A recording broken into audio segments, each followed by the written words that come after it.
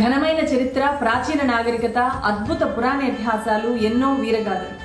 వీటన్నింటికంటే చరిత్రకారుల్ని అత్యంత ఆశ్చర్యపరిచింది ఒకటి ఉంది. ఆ ఒక్కటే మిగతా ప్రపంచంతో మన దేశాన్ని విభిన్నంగా నిలిపింది. అదే పరమత సహనం. అవును, ఆ పరమత సహనమే మన దేశ మౌలిక స్వభావం. హిందూ, ముస్లిం, క్రైస్తవ, సిక్కు, జైన, బౌద్ధ, యూదు ఎవరి మతం వాళ్ళది. హిందూ బాబాయ్, ముస్లిం భాయ్, క్రిస్టియన్ సిస్టర్.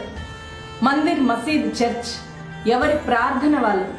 మతం పూర్తిగా ఒక వ్యక్తిగత విశ్వాసం. కానీ ఇప్పుడు అదే దేశంలో అతిపెద్ద రాజకీయం అయిపోయింది. 4 గోడల మధ్య మనం పూజించే దేవుణ్ణి పార్టీ జెండాల మీదకి తెచ్చేశారు. పరమత సహనాన్ని తుంచి దేవుళ్ళ మధ్య చిచ్చు పెట్టింది ఎవరు? ఈ వీధి రాజేష్కు ఆ వీధిలో ఉండే రసూల్తో గొడవెందుకు వస్తుంది?